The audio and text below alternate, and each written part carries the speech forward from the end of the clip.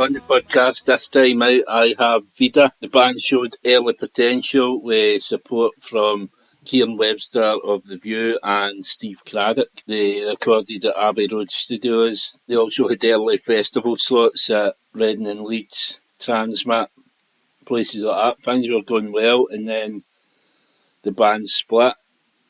Jamie Pollock left and pursued a solo career for a bit, and then COVID and lockdown came. Probably for a lot of people, the thought was that we wouldn't see Vida again, but in 2023 they resurrected their career, keeping the name. They came back with a new lineup and a new song, Different Storm, which I reviewed at the time. We talk about all this, plus what's coming up for the band in the future.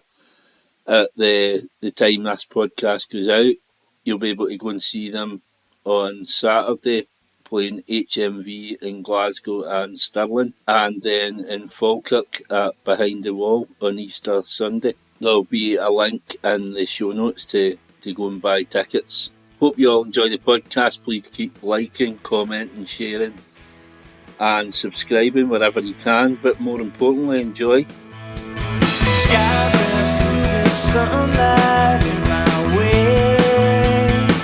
The seasons look like changing, but the cold will stay. On the podcast this time out, I've got Vida, I've got Nate, Jamie, is that right? Nate, That's right. Jamie and Evan from Vida. Band from Stirling, Alloa way. Portmanshire. Aye, we'll go with that. We're going to touch on their career and then what's coming up. New single in it next week, is that right? Certainly is. So we're going to touch on that. But what I like to do at the start is go right back to the start. What was life like for you as young boys growing up in Clackmannshire? We all actually went to different schools. So I was Alva, Nathan was Lawrence Hill, which is in Tullibody, Alloway, and Evan was doing the thick of it in Alloa. He was Alloa Academy, so he's a wee bit rough, but he fits in with us. But so we all just grew up playing football and playing music, and then eventually music brought us all together, and then obviously going out to the pubs, you know. There's the local sort of pub scene and that. So we met up, but it was quite cool. Plenty to get up to, I suppose. It was good, man. And then plenty of football, eh? We've got the hills there, I know, eh? So plenty of good scenery. And Nate, you're a Rangers fan, aren't you? Are you on Rangers? Aye, me and Jamie, both Rangers fans, aye. I'm the odd one. Aye. Always one, eh? Well, I kind of figured that's how you never appeared last week because of the football last week or something. So, no, what's that? You can't honestly just don't expect anything nowadays for Rangers. Just go and get home with it. Exactly.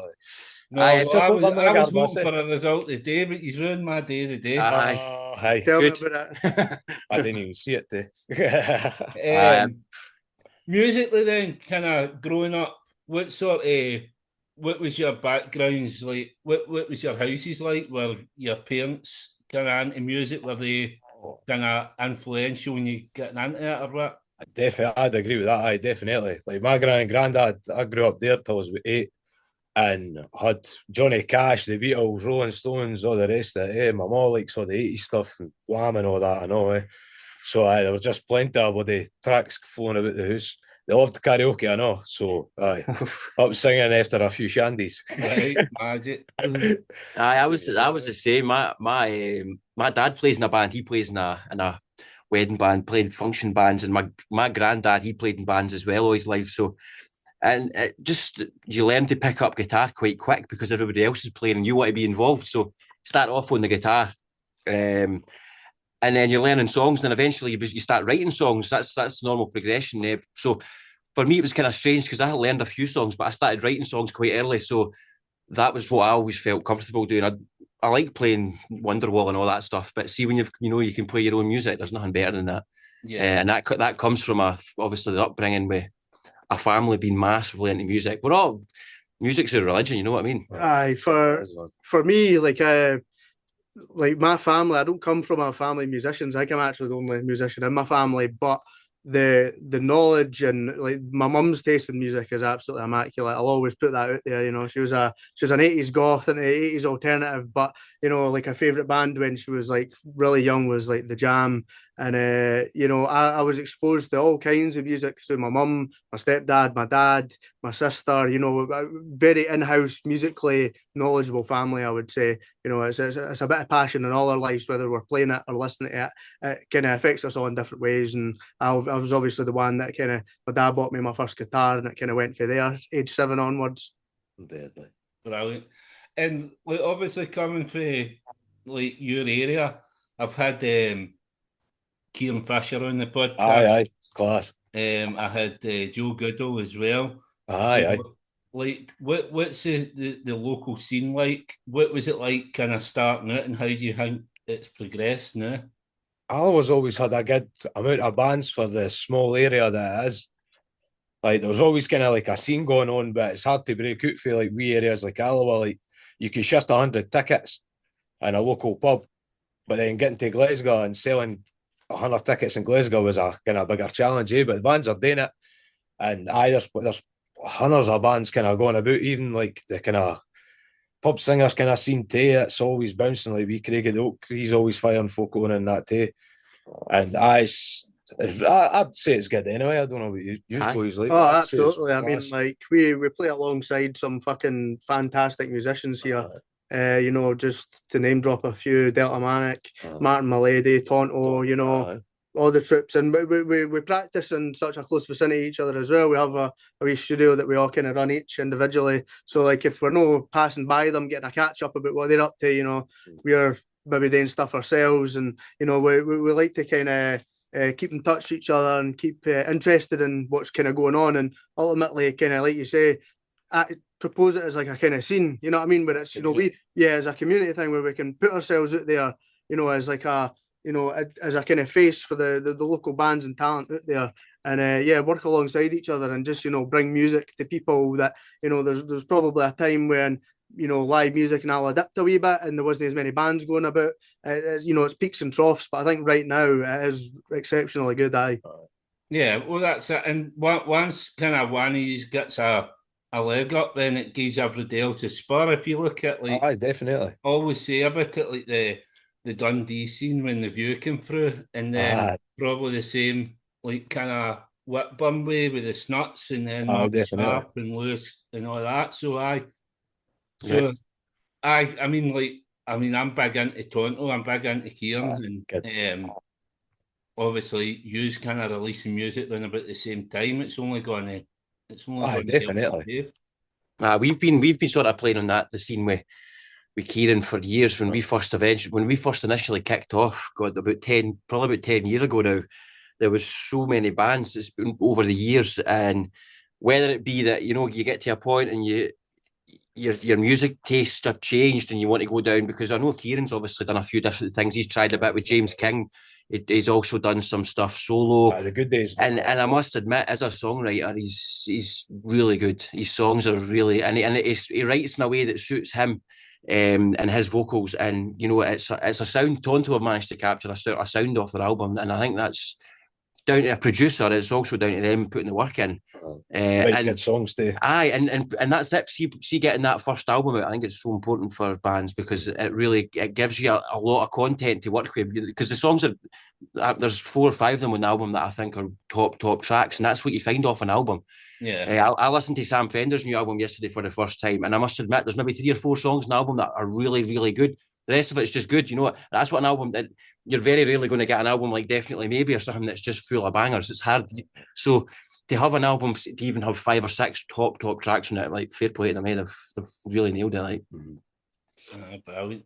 So going back to kind of Vida, the start, obviously the initial lineup had Jamie Pollock in it. Obviously, he's one of my very early guests on the podcast, like brilliant, right back for 2020 or something. So, what was that like, kind of forming the band and releasing, like, your first releases of music at that time? Because obviously it must be quite daunting.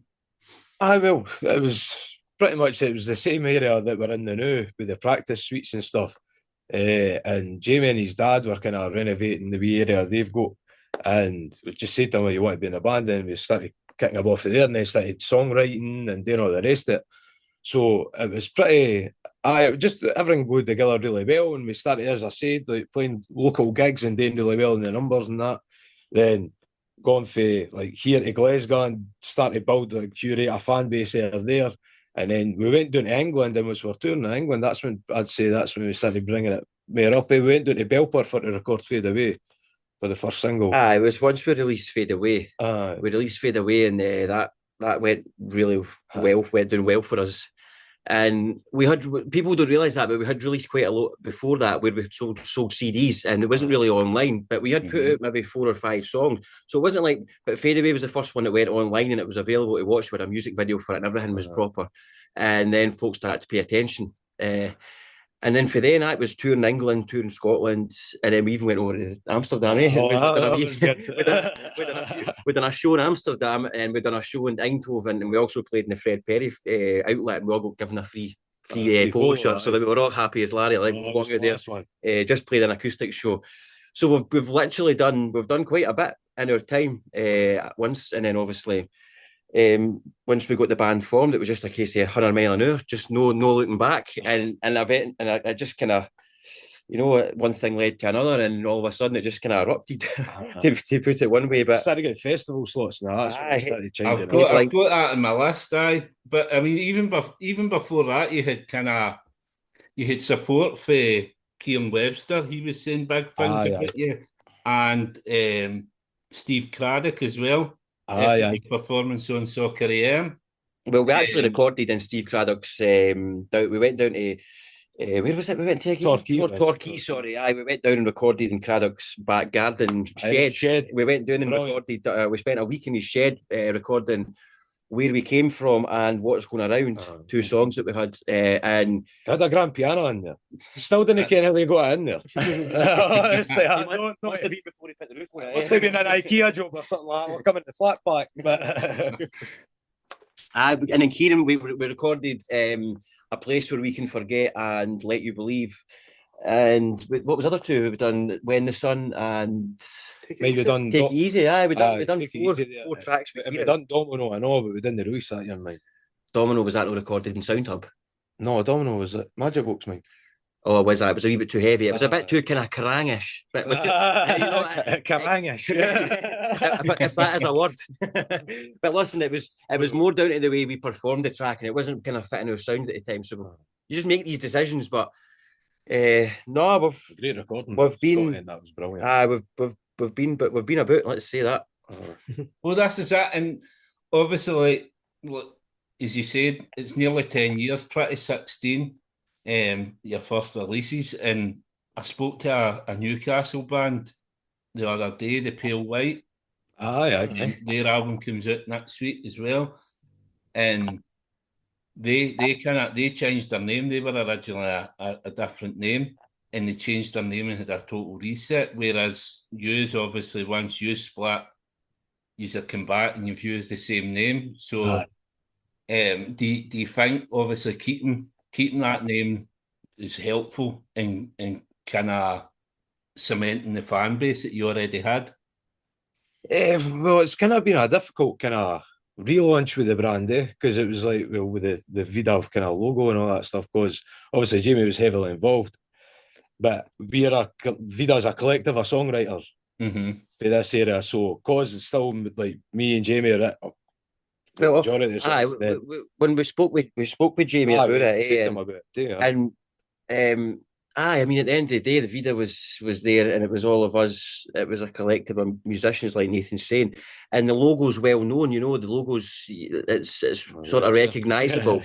And like I say, all the songs we're playing, either myself or Nathan have wrote, and we just thought, you know what? Why restart with a new name? Let's just try and kick off again. And I've no doubt that some of the opportunities we've had through the fact that we're Vida, because we could have relaunched, like you say, but for us, it was us. Vida was us, and what we felt was right. So it just, and then obviously once Evan and Colin come in, and Jacob it was obviously just, it felt right. Jacobs, he's actually took a step back. Just for he's doing a bit of travelling pretty much. So, but again, it's just like Nathan says, a collective of musicians all try to make music together, and it's we're going to change it to Vida with 2 eyes, so it was like Mark 2. Right. And then see, try to do the Spotify and all that, it would have been a pain in the whole way, so we just left it. So, in how's things with Jamie now? Do you have any contact with him? Because obviously, didn't speak to him as regular, obviously, but we still speak to him now and again. Like, well, you were at his wedding, the reception and that. I just popped up with the Doug with the care day. I was Doug watching, but I would still speak to him, and like he plays a bit of golf and that. So I quite like the golf day. So I'm going to try and get a few runs in with him very soon. We still encourage him to like songwrite and get releasing and recording music too, because he's an absolute talent. Like. He's a big loss, man. I mean, all these songs come out in kind of a couple of year period, and then he's just a step away. He's a major loss. I think 100%. If he was out doing something different, I would definitely support him for whatever it was he was doing, because like you say, he had a great voice. And obviously, as I said, I was watching that RGM just when you mentioned the golf. How's your re-injury? It's getting there, like I was getting there. I'm healing up now, like, but it's fine. Had a £1,000 shot. I'm gonna do that again. So obviously, like the kind of the split for the band and COVID lockdown kind of came around about the same time, which was probably beneficial then. How did kind of recruiting the other band members and kind of resurrecting the band come along throughout that period? We got lobbed at the other studio that we're in, because it was Jamie's dad that operated that. So obviously we parted ways with Jamie, we lost the space. So we had to find another rehearsal suite. So we thought, right, well, what we'll do is we'll build a studio for ourselves, and then like practice and record in there, and try and get as much music out as possible. So we spent a good 9 months to a year getting all kind of set up ready for playing in and all the rest of it, recording and that. And then obviously go Evan and Colin doing during that kind of time. It was, what would have been 2021? 2020, end of 2021, 2020, start 2022 maybe. I lose track, honestly. Like, it's not a bit of a blur. We were jamming for ages with different folk and inviting different folk doing and that. And then it kind of like got Evan doing, and it just stuck. And then same with Colin, like, and Jacob as well. Jacob was a roadie, and he was honestly, what a guitarist. He's brilliant on the guitar. So he just kind of like was jamming with us and says, I'll jump on board too. So we kind of formed the 6-piece, and Greg was still there, but Greg works offshore and that, and his missus stays in America then now, so he's in America a lot of the time as well. So he's a continental man. With like the 6 years, we kind of just got the band back together again, as they say, and then started recording like Different Storm, You Tell Me, and Tune It To You. So they were pretty much the 3 tracks we got. We're recording jams and stuff too, other demos. But it wasn't just a case of build a studio. When we first obviously split, or when things happened with Jamie, I don't think we were planning at the time as keeping Vida going. It wasn't probably until about 2 years. It was probably about 2 years after we were in the studio, and we were, like Nathan was saying, we were kind of getting different people down to play. We had a couple of guys that were actually renting the space with us at the time. And it wasn't until we thought, you know what, we've spent the last 2 years just messing about, and we've got all these new tracks. We had 3 or 4 new songs, and it was like, these sound like Vida songs, eh? And we're like, it does sound like a Vida track.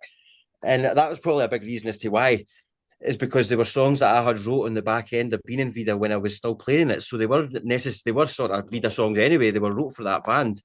So it was just like, well, let's play them. And once we got the single out, put Different Storm out, Different Storm went down really well. And then we done King Tut's a couple of times, sold it out, done Transmit, and then we've obviously just finished the shows with the Lathums there. So it's been a bit of a snowball effect for us, to be honest, but it's been a slow snowball, let's say that. It's maybe not been falling as quick as I'd have liked, because it's it's such a strange industry, because you feel like you're up there at 1 minute and then you're back down here again, and hard to gauge. hard to gauge where you're actually at with things, because obviously internet's great, but you need to get folk through the door. You can have 40,000 followers, but if you've not getting any ticket sales, then you're kind of snooker, you know. So, it's about having try to get folk out their doors nowadays, and that's what we try to do. Encourage people to. Different Storm, obviously. When that came out, I can mind I was messaging back and forth with Colin, and he gave me the track. I reviewed it for Songbird. I was working with them at the time. Cool. So I reviewed it for them. Least said about them the better, though I don't really get on with them anymore. Oh, shut up. I mean, like the review of it, obviously, it reminded me so much like the Verve. Appreciate that. Cheers. So how would you describe, like, Nate, you've kind of mentioned like these songs sound like Vida songs, so how would you describe the Vida sound to people that haven't heard you? How would you describe the Vida sound? It's jangly guitars, nice reverb soak, melodic harmonies. Aye. And the kind of reverb soak guitars as well, and then wall of sound. Aye. That's the thing. Like, I think the recordings didn't do the live sound justice, and it never ever does. We've struggled to find somebody to capture your sound that's like a live performance, because their live stuff, I feel like always it's more energy. You can feel the energy, and I think that's a big part of it. So we've not really done a proper live recording yet. So I just say we've got a kind of jangly, feel good sound that when you stick us on, hopefully it makes you feel better. I think that initial, the guitar licks that Nathan plays, the riff, the acoustic guitar along with the riff and the melodies is what instantly made me feel like this is a Vida song. You know, it was never going to be anything other than that. So, and then the way that it turned out in the recording, that was Nathan's first recording he had done in our new studio. And I think the fact that it was all quite lo-fi tech, it was nothing, we weren't like overly producing anything. It made the song that wee bit more sort of, what would you say, like edgy. You know, it's kind of got a wee, like you say, that urban hymn sort of vibe, like that sort of, like it's not too much, it's not too, it's just kind of cool. And I would have liked to have probably wrote another few songs like that. So, but you know, there's a recipe there for us to work with. But it's obviously not trying to be too kind of robotic and what would you say, like being repeating yourself. We want to have a show where you've got a bit of the jangly guitar along with the sort of electric guitar, more upbeat stuff. Which we've always had that balance between stuff like, you know, where we came from to switch it off. You know, 2 older tracks we've done. We always had that balance between a sing along ballad or a jump about like a nutcase kind of track. You know what I mean? Yeah. Well, obviously, look, I've just found it there.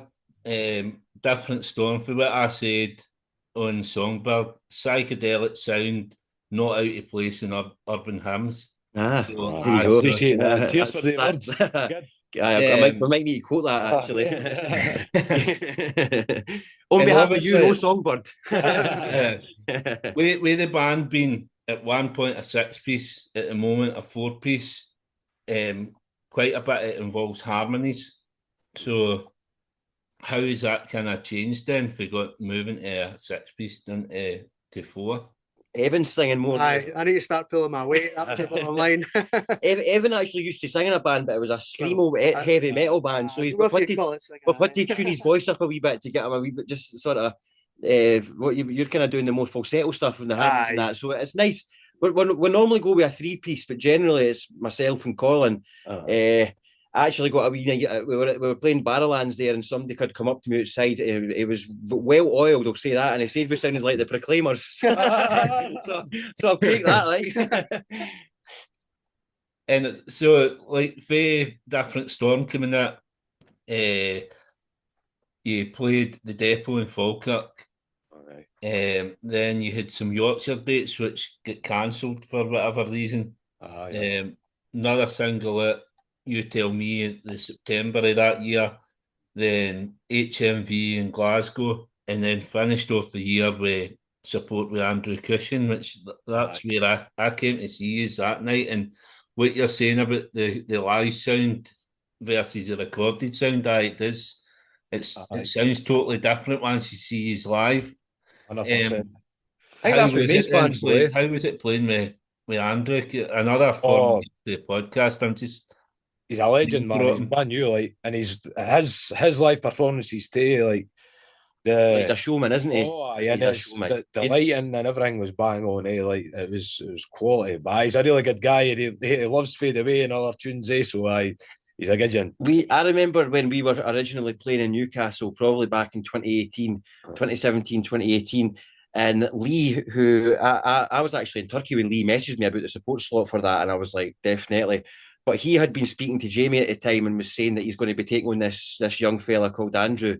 And we got sent a video of him singing because he was potentially going to support us, and he just had so much charisma, and he was always very just. He had a wee twinkle in his eye, you know. He just seen that he looked like he was there for business, and as soon as he seen us, you know, fair play to him. A lot of, much like the Lathums, very happy to stand and talk with us. You know, we stood and had conversations with both of them, and they're both hitting big venues and big festivals. I think they're both doing neighbourhood, and they're just smashing it. That's where ultimately that point there, it's almost just getting to that elite artist. You know, they're sort of just in the middle of that.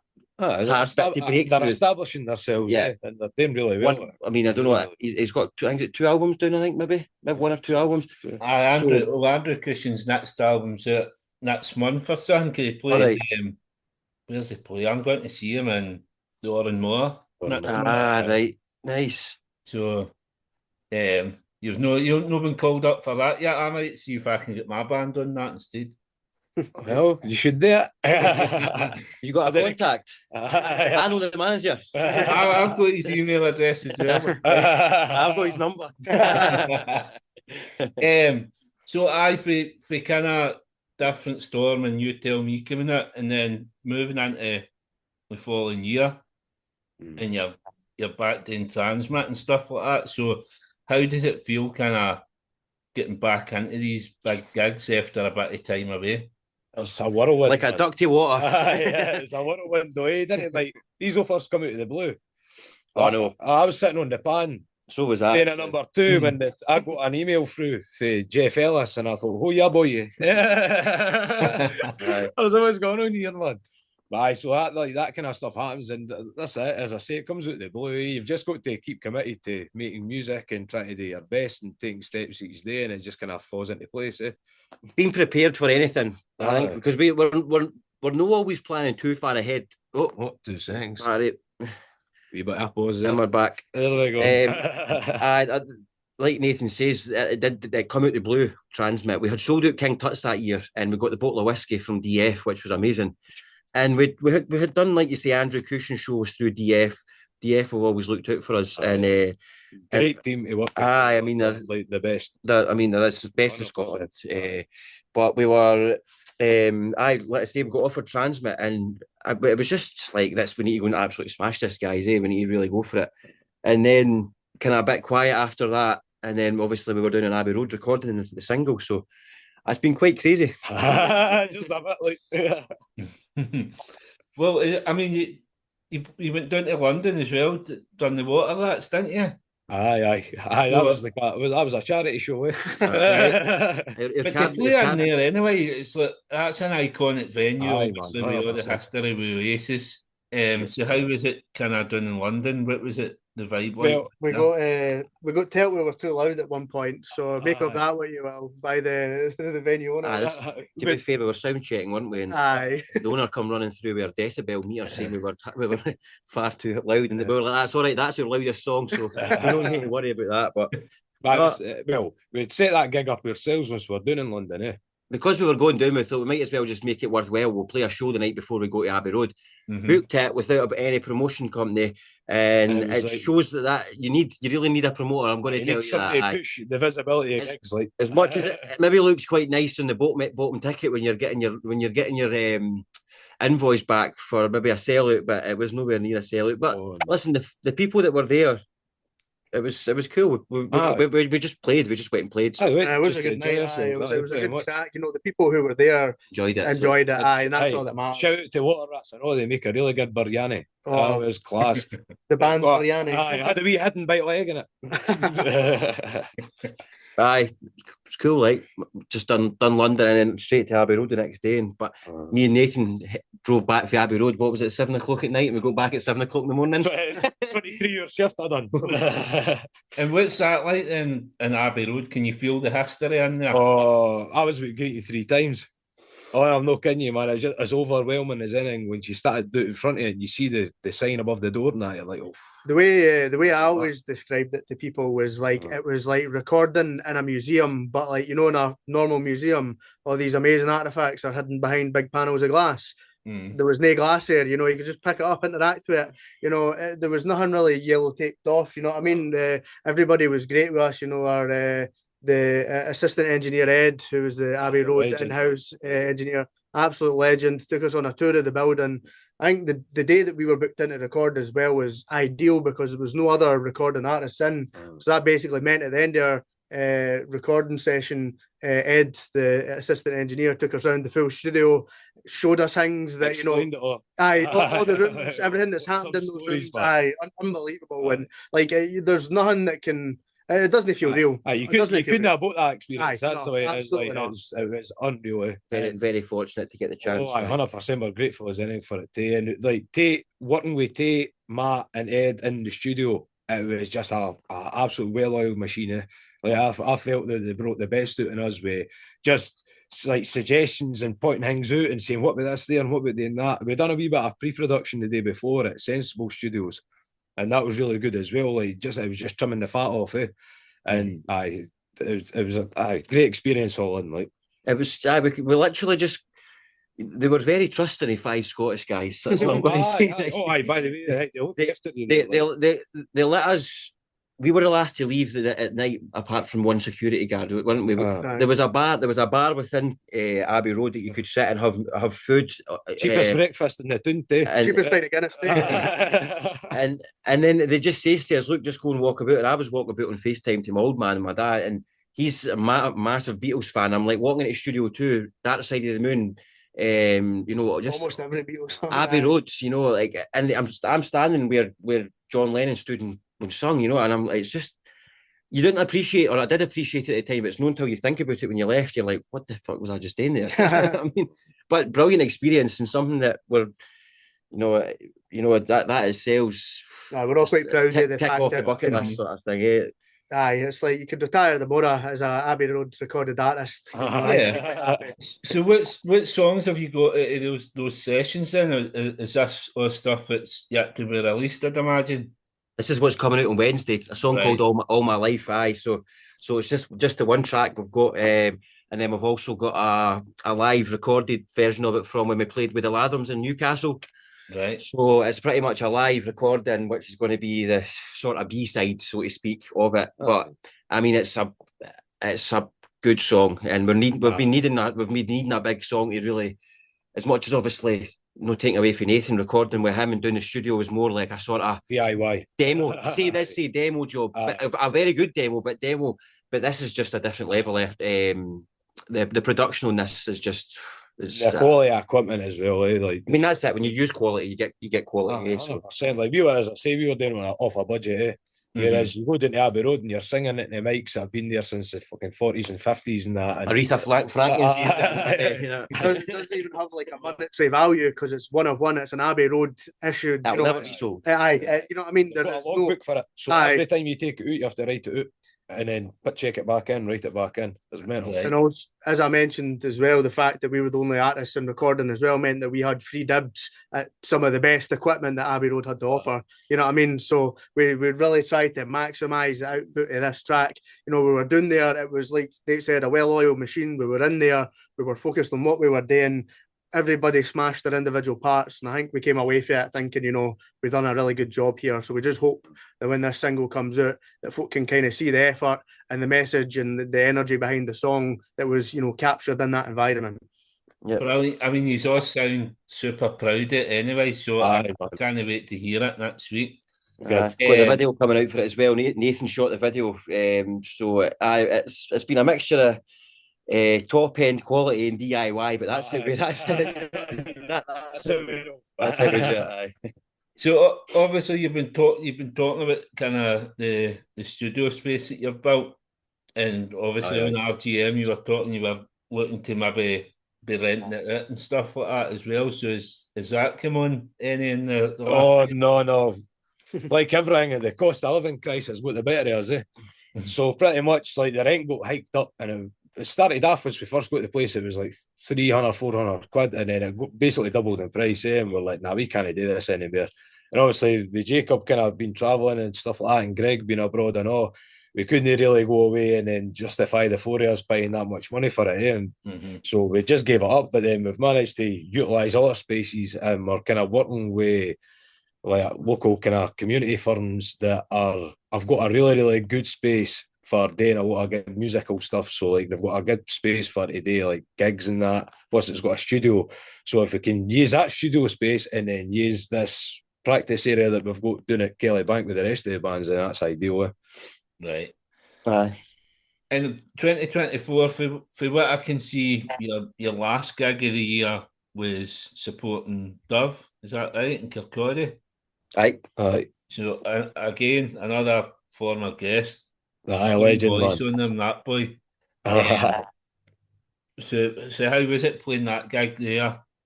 Just Class.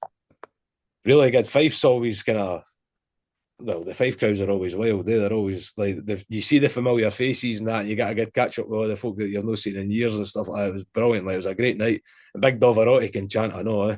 aye. Some singer, man. But There's I've never heard anybody with a voice like that.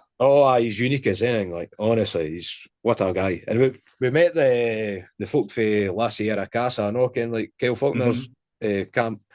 So we met a lot of the folk that have been involved in that, eh? And they're top folk as well. It was great to see them and to meet them, eh?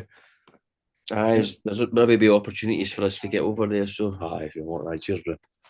I was I said that was your last gig of the year. I had it on the other side of the page. So you actually finished off the year Manchester Night and Day and then Edinburgh Mash House. Aye. I had that. Apologies, I had that on the other side of the page. Oh, that's all right. We can't mind anyway. you would have a good need be, aye. We were going to try and plug the charger into this thing. We've got the iPad rigged up, but it gave us a wee warning that it was going to be out of battery. That's fine. There we go. They were back in the room. Sorty. But so that's it kind of leading up to this year. So you've already been busy. Right. As you mentioned, doing your tour support with the Lathums, 2 nights at the Barras and a night in Newcastle. So, how was it kind of, because Faye came back, it's been pretty stop-start. Aye. So, like, to get a kind of opportunity like that with the Lathums at the start of the year, how was it kind of going out? Is that the first time you've played Barras? No, we played the Barras at a festival. What was it? Tenement Trail? It was, aye. It was one of the. We played the Barras. I think we were one of the first early bands on, eh? So that was a great experience in itself. But getting to be a main support on 2 nights at the Barras, it was incredible. Like, another thing, like with the transit, I didn't expect it to come in, and it came in. We're like, oh yeah, boy, we need to jump on that. So I got ourselves ready for it, and it was amazing. Like, the guys are really sound and all, and like just playing at the Barrowlands is just At some stage, what teams are made of. Some when it's packed out and there's just full of faces, they just seem to go on for ages. You know, it was quite surreal when we first went on, but they've got loyal fans and all the Lathums because they were all doing early, like. Everybody was in the doors early as anything, and all the heats right to the back. It was incredible to see. Like, and to be fair, there was quite a few folk there. We were kind of walking about out the front, and you know, folk up chatting to us and that sort of remembered us from before. So it's quite nice that there's still people paying attention, you know. So it's 100%. And on the Thursday night was sold out, so there wasn't a chance for any of our fans to come to that on the Thursday. But then on the Friday, there was a lot more folk there. So. Done a bit better on the merch that night.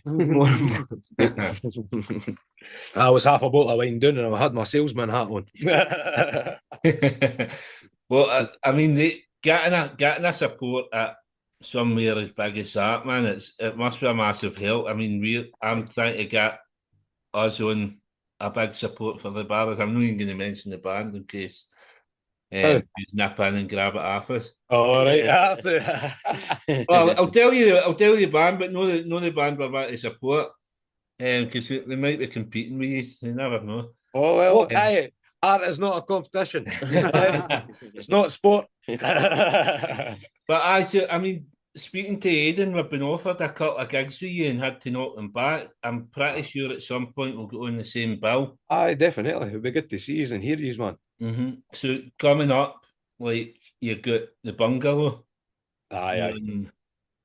Friday, is that 18th? Is a Friday, isn't it? Aye. So that coming up, and that's when the singles out, innit? All My Life. That's out on Wednesday. On Wednesday, right? Aye. So, hopefully get some more sales in through that. People, because obviously you can listen to the single, but we want people to come and hear it live because it's just that wee bit better. It certainly is. Like, I'd be there, but I've already got a gig that night. You playing? Someone. Where about you playing? No, actually, I'm going to see Kieran that night. I'm going to see Tonto. They play. Where they playing? They're playing King Tut's, aye. Right. Right enough. Good. I'll be class. So the band I'm talking about, the High Flats, I'm not in it. I manage them. So all right. So I think Aidan had mentioned the Bungalow show, but we never got offered that, and then we got offered one in Falkirk on Easter Sunday, but we couldn't do that one either. So, but we will get on with you at some point, man. Definitely. I think the High Flats and yourself, we could do a treat together.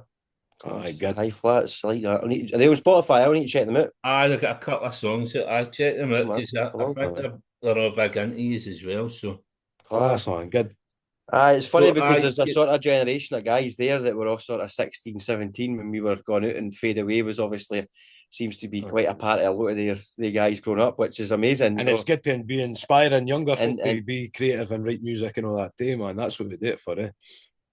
So obviously the single Bungalow show, then before the one in Falkirk, you'll get HMV Stirling and Glasgow, haven't you? Yep. So quite busy. What's coming up after that? Have you got anything else coming up the back end of the year? Newcastle and London. We've just released that's the Clooney, and I think is it the 18th of June? I think it's the 18th of June, and then we've got London 100s Club as well. So that'll be the second time we've played there. 100s Club, some venue like that's been minted. In the wall, you could spend all night in there. That's like Paul Weller, the jamming that playing. That's a bit like the Water Rats as well. It's quite iconic. So people go to that venue just because it's the 100s Club, and we put that out, and that's selling really well. We were surprised.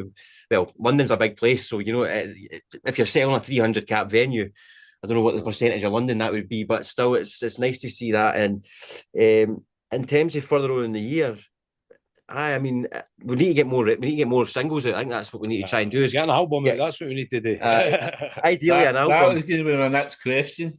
Honestly, it's been a carry on trying to get. We tried to do it ourselves, but it's no easy.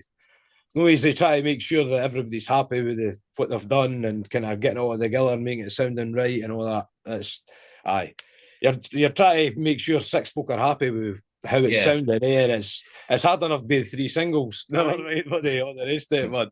I think as well, you know, like seeing how like what we done doing in Abbey Road was, you know, see the time limitation of being in a studio with a producer. You know, you've not got all day to sit and ponder things and overcomplicate it. You go in to put out a song or a collection of songs that was made in the moment, and you need to just go with it, you know what I mean? And I think we did ponder on a lot of stuff. You know, there's no shortage of material there between all the songs that, you know, collectively we've all written. You know, I think each one of us has done at least a bit, you know, some far more than others, but we're at a stage now where all of us are starting to write more songs and bring more songs in. So like, I think it's just the case of committing to something, you know, finding the right producer, finding the right studio, and just getting that album done. You know what I mean? Like, I think that's where we all kind of want to be.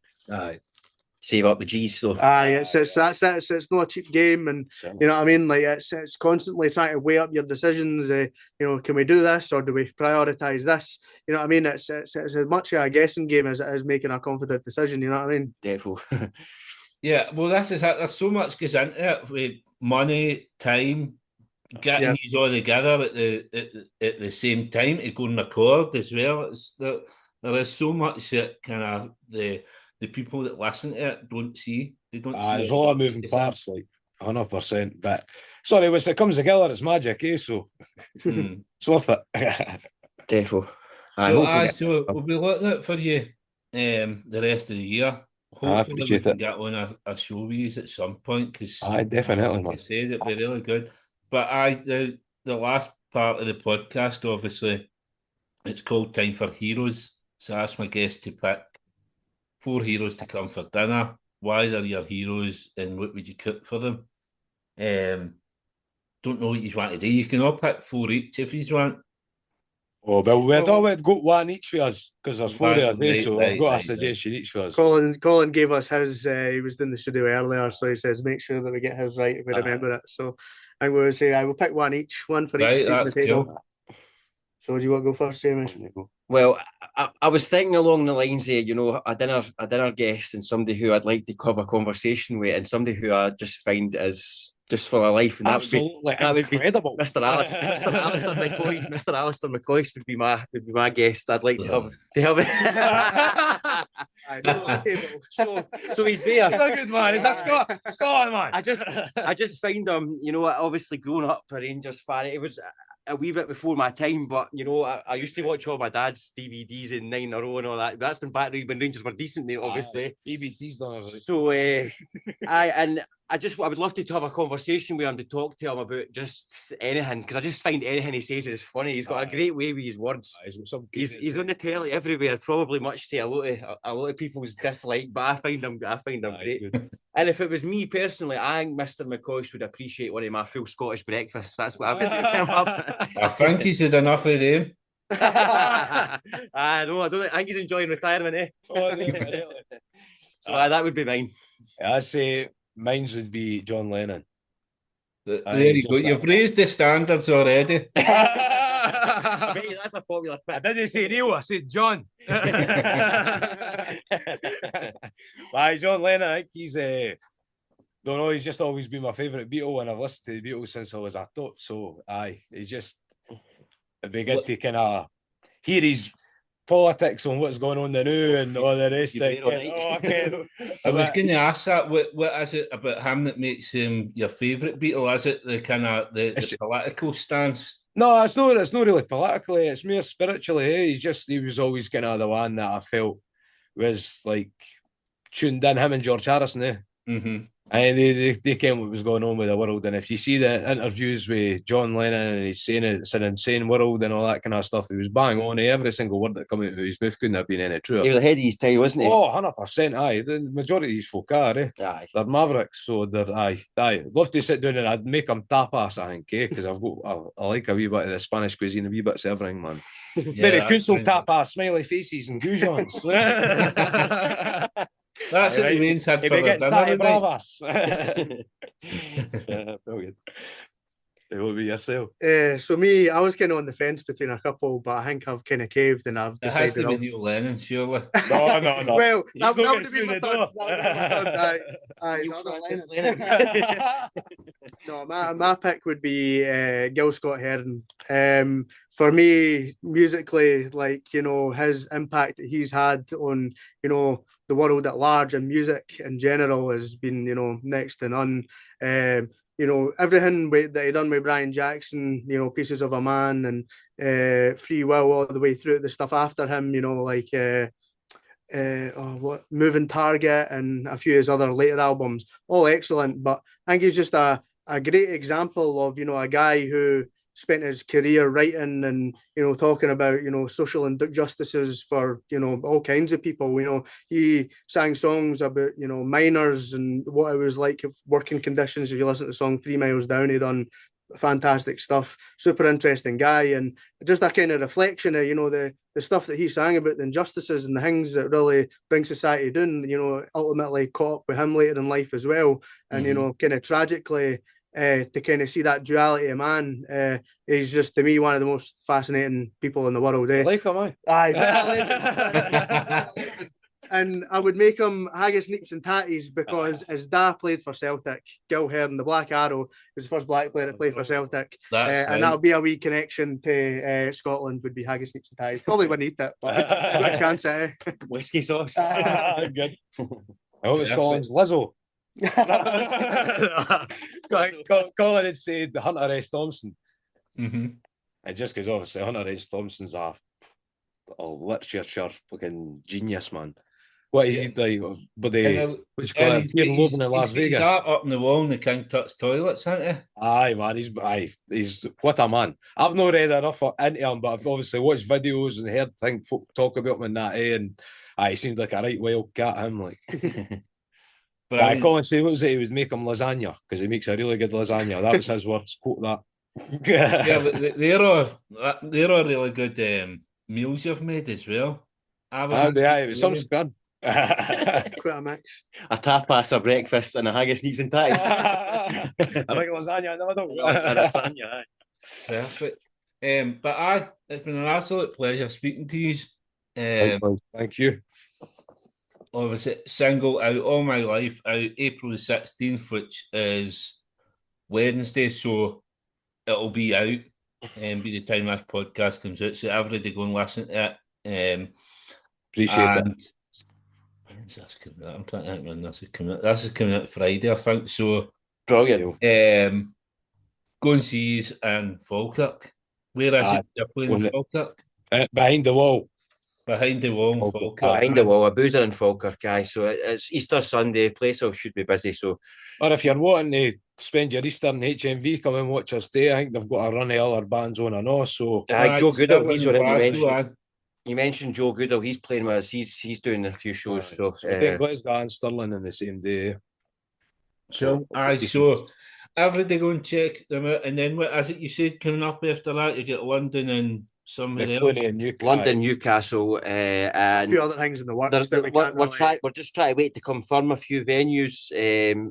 But we'll be filling up the calendar. Like we've all had to keep days and weekends free and that to just on the what if. So now we'll be busy and obviously keep folk posted on social medias, Instagram and Facebook and TikTok. If whenever we get TikTokers, or try to get on that game. So it's horrible. It's not the best, like, but we know what we need to do. So it's just try to get comfortable with it. But no, we've really enjoyed this. I appreciate you getting us on your show. It's been really cool, man. Well, what I'll do, all your links will be in the show notes.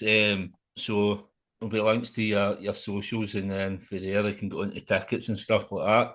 But absolute pleasure having you on. We're really grateful for your time, and we're grateful for everybody that tunes into us and turns up to the gigs and all the rest of it. So I thank you. Appreciate it. It makes it all better for what we do. Brilliant. Thank you very much. Cheers, man. Take care, man. I hope you all enjoyed this episode of Time for Heroes podcast. If you would like to get in touch, the best way is on the Facebook page, Time for Heroes podcast, or on Instagram at Time for Heroes podcast, or Twitter at Time for Heroes P1, or drop me an email at timeforheroespod@gmail.com. You'll find Time for Heroes on all podcast platforms, including Spotify, Apple, Google and Amazon. Please leave a review where you can, share with others, and more importantly, enjoy.